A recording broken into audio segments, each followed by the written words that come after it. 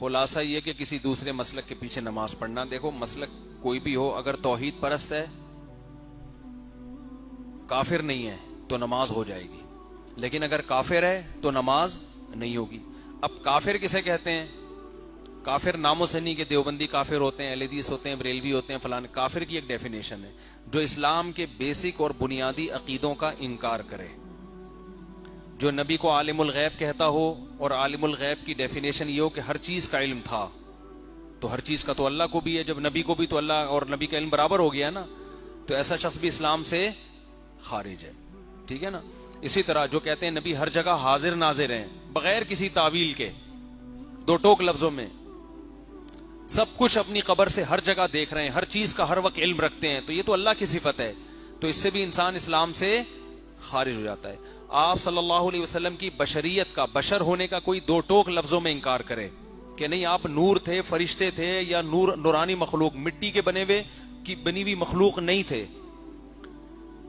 انسان جو ہے نا لوازمات جو گوشت پوش کا ہوتا ہے نا انسان، تو اگر کوئی آپ کے بشر ہونے کا انکار کرے بغیر کسی تعویل کے، یعنی کوئی گھماتا نہیں ہے، بعض لوگ کہتے ہیں آپ بشر نہیں تھے، لیکن جب ان سے پوچھو تو بات گھماتے ہیں کہ وہ اس لحاظ سے بشر تھے مگر اس لحاظ سے نہیں تھے، تو وہ پھر گھماتے ہیں بات کو،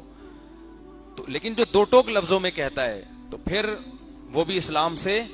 خارج ہے، کیونکہ نبی صلی اللہ علیہ وسلم بشر تھے، انسان تھے، آپ کے والدین تھے، آپ کی اولاد تھی، اور آپ کی اولادوں میں کی اولادیں جو سید ہیں سارے انسان تھے، آدم کی اولاد، اور آدم کو اللہ نے مٹی سے بنایا۔ تو یہ جو بیسک چیزیں ہیں، یا مشکل کشا سمجھنا، اور مشکل کشا کا جب معنی پوچھو تو یہ کہنا کہ اللہ نے آپ کو اختیارات دے دیے، آپ جب چاہیں جس کی بگڑی بنا سکتے ہیں، اللہ نے آپ کو سارے اختیارات دے دیے ہیں، تو یہ بھی کفر ہے، سمجھتے ہو؟ تو اگر کوئی یہ عقیدہ رکھتا ہے، چاہے وہ دیوبندی ہو، چاہے اہل حدیث ہو، چاہے بریلوی ہو، تو اس کے پیچھے نماز نہیں ہوگی۔ تو اتنے براڈ مائنڈڈ بننے کی بالکل ضرورت نہیں ہے کہ جوڑ پیدا کرنے کے لیے یہ کہنا ہے ہم ہر ایک کے پیچھے پڑھ لیتے ہیں۔ بھائی ہر ایک کے پیچھے، جیسے اسلام کا دائرہ ہے نا،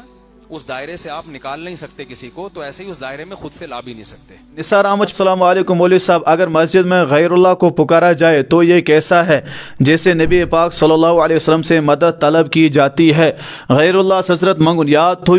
اصولی کت تھو یاد دل و دماغ سن بہنت حضرت، چاہے پتہ ات مز کان ناراض گژھِ کیا حضرت، کن تہ طبقُک کن تہ فرقُک نہ ہیٚکِو تُہۍ ؤنِتھ یا نبی مدد، یا علی مدد، کنس یا شیخ عبد القادر جیلانی مدد اس نفر یہ منگ اور تمس عقید کہ یم مدد کرنے ول، یمن ربن اختیار دتم، رزق دیوان، اولاد دیوان، یم مدد کراس، اور مسجد مجھ منگا یم الفاظ استعمال کراس، یت نفر کافر مشرک، اتس نفر سن نماز تہ تمام زائز، تمام عبادت حج روزم کرم تم تمام ام سن زائز، اتس نفرس پتہ نماز کہین، اتس نفرس گھس جناز تہ پڑھن کہین، اور یت نفر ای مسلمان سن قبرستانس مز دفن تہ کرنے کہینس۔ یہ شریعت ساروی حساس مضمون حضرت، اس ات مز عام طور پر کوتاہی کران، اس سوچا چلو کینٛہہ پرواے چھنہٕ، باقین مز ڈٹتھ روزان، اور یتھ مضمون ترومت یلے کیاز بیاکھ ما گژھِ ناراض حضرت۔ یہ توحید بنیادی رکن، گۄڈنیُک رکن یہ حضرت، تو رۄبس علاوہ ای نہٕ کٲنٛسے مدد منگنہٕ کہین حظ۔ پتہٕ چھِ کانٛہہ ونان ہے کہ نہ فلٲنی ییٚمہِ اعتبار تعویل چھِ الگ، اگر کانٛہہ تعویل چھِ کران سُہ چھُ الگ کتھ حظ، مگر بغیر تعویل یِمن چھِ ونان کہ یم چھِ مدد کرنے وٲلۍ، یِمن چھُ رۄبن تھوڑا اختیار دیُتمُت حظ، یُتھ نفر مشرک کٲفر حظ، أمس سٕنٛدۍ نفرن تمام عبادت ضایع، یُتھ نفر ہیٚکہِ نہٕ نماز تہِ پرنٲیِتھ کِہیٖنۍ۔ اگر یُتھ عقیٖدٕ وول کانٛہہ اِمام چھُ تۄہہِ، تس پتہٕ چھُو تۄہہِ نماز پٔرمٕتۍ 10 ؤری 15 ؤری چھِ گٔمٕتۍ، تمام نماز دۄہرٲیزیوکھ حضرت، تٔمۍ سٕنٛز نماز چھنہٕ بالکل تہِ کِہیٖنۍ حظ۔ اللہ تبارک و تعالیٰ دِیِن اَسہِ صحیح دیٖن سمجھنُک توفیٖق، آمیٖن سُم آمیٖن۔